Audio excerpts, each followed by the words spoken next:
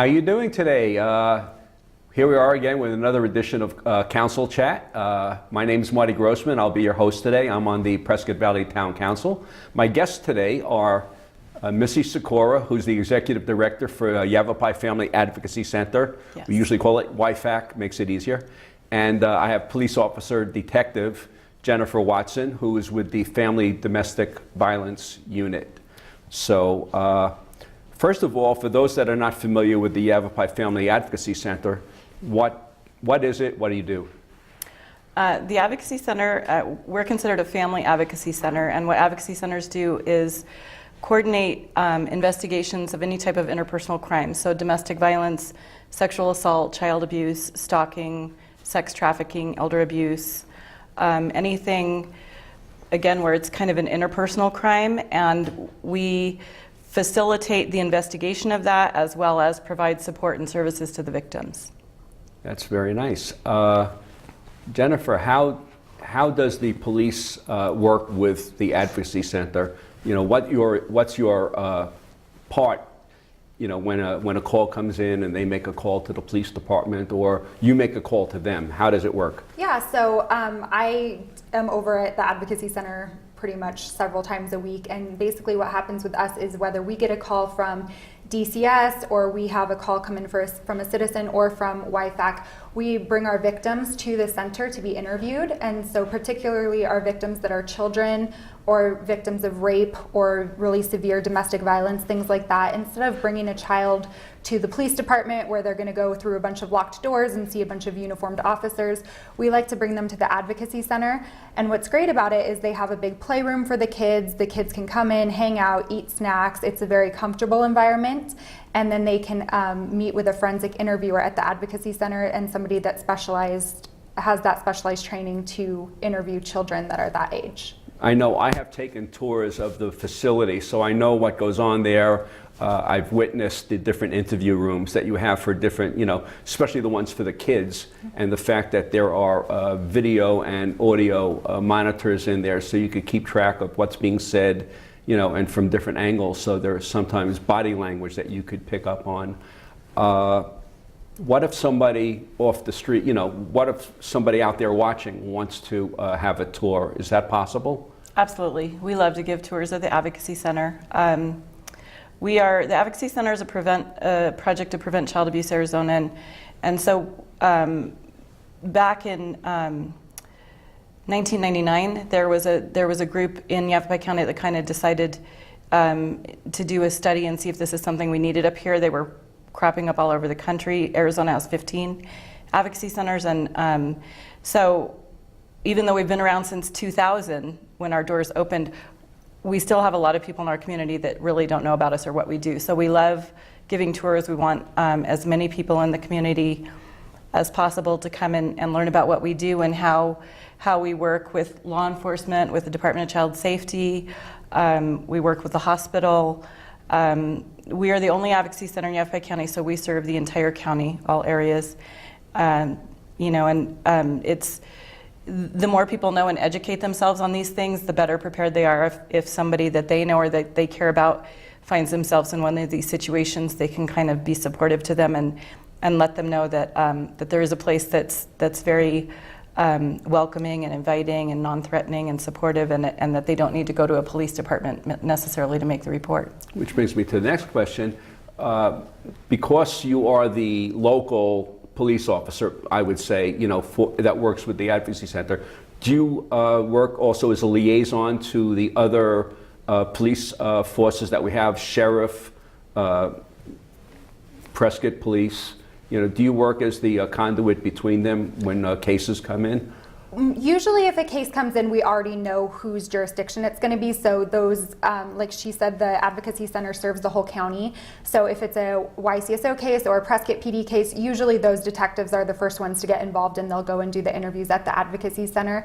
There is an exception to that if somebody does come into the center, like off the street or something, and we don't know yet where the crime occurred, or they want to talk to somebody, you know, right away, and maybe we're not sure of all the details yet. Then I'm usually the officer that will respond over there and take at least that initial report, and then I can pass it on to whichever agency it's most appropriate for. But we do, just to follow up on that, we do have memorandums of understanding with all 13 law enforcement jurisdictions, actually 14 if you include the college law enforcement agency, with all of the law enforcement agencies in the county. So they all have agreements that in using best practice, particularly when investigating a crime against a child, that they will come in and coordinate that investigation with the Advocacy Center. And that's really important in having those memorandum of understanding so that you don't have to make extra phone calls and take that much extra time, especially in a case where it needs immediate attention. You also, I guess, would work between the hospital and the Advocacy Center, depending on a case that went to the hospital. They might need transportation back to the Advocacy Center? Yeah, so right now the Advocacy Center is the only place in the county that provides a sexual assault nursing exam or a SANE exam. So if it is a crime that requires that type of an exam, it actually can't be completed at the hospital here. The victim would be taken to the Advocacy Center.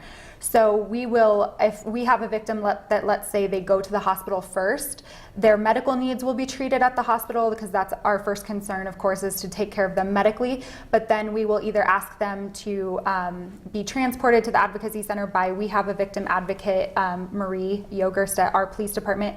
She has a non-marked car, so she'll help with transporting victims over to the Advocacy Center. Or if they feel more comfortable, they can have a family member, or they themselves can drive themselves over to the Advocacy Center, and that's where those exams are done. Or we pick them up. Yeah. Well, that's good to know that the communication and the availability of transportation is there. How is the Advocacy Center funded? So we receive federal grants, we receive state grants from the governor's office. We're funded through all the local jurisdictions here in Yavapai County. So for instance, the town of Prescott Valley, Yavapai County Board of Supervisors, Prescott, Cottonwood, Clarkdale, Sedona, they all fund our center to some degree depending on the population in that community. And then we also apply for other grants as they come up that are specific to meeting the needs of victims of crime. And then we have an annual fundraiser. Which is the next thing I want to talk about. Being that I'm involved in a little bit with the organizing committee, but basically the rest of the committee, they do a lot of the work and you do a lot of the work. So could you tell us a little bit about Hope Still Floats, when it is and what people could do? Sure. Hope Still Floats is the name of the event that we have. It's a dinner, gala, silent auction, live auction event. This year will be our 4th annual event on August 19th, and it's going to be held at Stone Ridge. We have a committee of people, as you said, that are out in the community right now soliciting donations for us to auction off at the event. We're selling tickets to the dinner at $50 a person or $450 for a table of 10. And then we just want people to come and have a good time. It's a very lighthearted, fun event and an uplifting evening. We do tell people what we do at the center, but our approach to what we do is that bad things happen, but we're part of the process of healing from somebody being a victim. So we really look at it from more of a positive point of view, and this event does a really good job of promoting that. We will have an honoree, and that's a person that will receive an award in our community who has done a lot on behalf of victims. And last year, Kathy McLaughlin, who was the first director at the Advocacy Center, received the Beam of Hope Award, and this year it will be Chief Jerry Monahan, who has just had a lifelong career in Arizona of advocating and supporting victims of crime. He has started domestic violence fatality review boards around the state. Right now he's the law enforcement liaison for End Violence Against Women International. So he works globally on women's rights, and particularly women's rights in regards to if they are a victim of sexual assault or domestic violence. I know at these events, one of the big selling points that really gets the bids going for the auction and donations going is when we have some of the victims willing to step forward and tell their story. Could you tell us how that impacts you and some of the events that we do? Because we also have other events, so you could talk about those also. Yeah, we try to have events throughout the year. We just had our No More event to end sexual assault, and that was in April. And then we have Take Back the Night every year in October, which is to end domestic violence. But it's very impactful for victims, I think, to tell their stories, because it gives people something that they can relate to, and it shows that, yes, this does happen in our community. I know it's a smaller community, but it kind of shows that, you know, these things are still happening out here, and there's still work that needs to be done. So to have somebody local that's willing to step up and share their story. And it's also a lot of the time a healing process as well for the victims, to be able to feel like they're empowered and they get to go up there and share their story and have their voice heard by people, and kind of take back some of that control that they might have lost when they were being victimized. And the other thing that I always find interesting and really helpful to the community is the fact that not all the victims are women or children.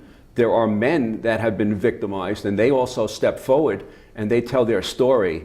And the demeanor of the crowd that's there listening, it changes when a man steps forward and says, I was a victim of sexual abuse or assault. And it's very, you know, like you said, it's very empowering to the person saying it, but it's also very enlightening to the people listening to it. So I think that that's probably one of the most important things that happen at a lot of these events, where we have the victims step forward and tell their story, because it really hits home with a lot of people, because they could relate, you know, especially when it comes to the age of some of these people. It does. And, you know, I think that, I think everybody in some part of their brain would like to think this doesn't happen here, or it doesn't happen to people I know or care about. But when you challenge people to sit down and really think about their lives, their family, the people they know, almost everybody can think of somebody that has been impacted by domestic violence or some sort of assault or stalking or bullying or elder abuse. I mean, we all know these people. In Yavapai County, last year, our center provided services to 815 victims. So we know it's happening here in our county, and we know that... And those are only the reported ones. Correct. Those are only the ones that come forward and tell us about it, you know. Based on your experience, because you've been doing this a while, what percentage would you say are still unreported? You know, for both crimes, they say, for domestic violence and sexual assault in particular, they say probably 1 in 7 to 1 in 10 women or victims are going to report. Typically, the majority of people don't report. So we're talking like 70% or more are unreported or not determined to be in their own minds of being a sexual assault or a domestic violence. You know, they just dismiss it. So right. That's scary in a lot of ways, and you know, it's nice that we're able to get the word out through this. There's been some national studies and surveys around with children in particular, and you know, on an anonymous basis, so people are a little bit more free to want to admit if something's happened. And right now, nationally, we believe that 1 in 4 girls or 1 in 5 boys under the age of 18 has been either sexually assaulted or approached about, you know, sexual misconduct. Somebody's been trying to exploit them. That's scary in itself. So yeah, it's a sad fact that we have to talk about this in this way, you know, but the fact that we are talking about it means that it's important to the community and we're doing something about it, and I think that's great. Well, both Jennifer and I do a lot of trainings too, in schools, at community groups, at doctor's offices, hospitals, whoever wants to listen to us. So hopefully what we're doing while we're addressing the victims and their issues and helping them, we're also training people on what to watch for and maybe minimizing some of it from happening in the beginning. Yeah, just in Prescott Valley alone, we had over 900 domestic violence reports last year. So, and those are, again, just the ones that reported, just in the town of Prescott Valley, over 900 reports taken. Okay, we have a sex trafficking task force, and I'm sure you're heavily involved in that. Could you tell us a little bit about that and, you know, what the operation entails and who's involved? Yeah, so we just started our sex trafficking task force, or our SART team, up here in Yavapai County this year. Missy's on it, Prescott Valley Police Department, obviously, Prescott Police Department. All the local police departments are part of it, as well as the county attorney's office, DCS. We have the fire department, members of the fire department that come, members of the hospital. So basically anybody that might run into a victim of sex trafficking or might be involved in that in some type of way, or anybody else in the community that wants to be informed and be there to help those types of victims. I know our Yavapai County Attorney Sheila Polk is involved with a lot of this. How many cases are resolved through the courts and basically a verdict is brought against them? Not as many as we would like to see, and part of that is educating ourselves. Part of what our task force is doing, a group of us went to Tucson in November and took a national training around this topic and how to develop this team of professionals that are going to address the demand and the supply, both sides, and then how to support the victims. And so what we're doing now since January, since the team formed, is educating ourselves as well. So we're really well informed. A lot of times it may look like another type of crime. Domestic violence is tied closely with sex trafficking. Exploitation is tied with it. A lot of drug crimes are tied with it. Any type of organized crime. So really being able to see the big picture and understanding when this is also a piece of it, and how to charge for that, and how police can investigate that. Yeah, we kind of approach it a couple different ways, because we do, which I'm sure you've seen, the John stings, where we go and arrest the man for soliciting a person that they believe to be a minor for sex. So we try to do those, like a couple of those every year, to kind of try to drive down the demand side of it. These guys that are wanting to call and they're wanting to have these types of relationships with 15, 16-year-old girls. And then we also investigate, obviously, any type of sex trafficking report. And I think another reason that sex trafficking is underreported is a lot of people don't realize what it is. So they don't realize that if somebody is having sex in exchange for drugs, they're being trafficked. If somebody is benefiting in some way from somebody else's sexual relationship, then that is sex trafficking.